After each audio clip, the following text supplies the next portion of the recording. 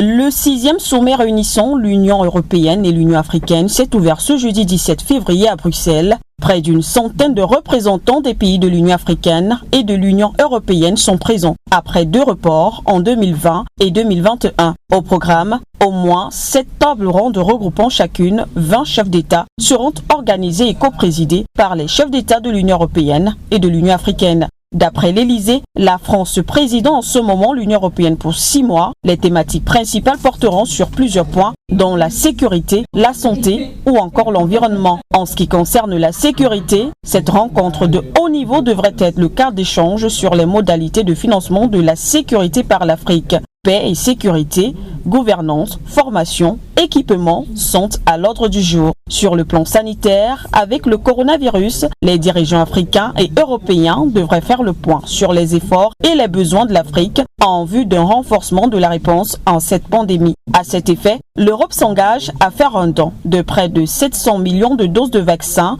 dont 450 millions pour l'Afrique d'ici 2022. Par ailleurs, les dirigeants européens se sont engagés à aider les pays africains à développer leur propre production de vaccins. Sont sur la liste le Sénégal, le Rwanda, l'Afrique du Sud et le Ghana. À la fin des travaux, une déclaration portant sur les conclusions du 10 sommet est attendue. La fin des travaux est donc prévue pour le 18 février prochain.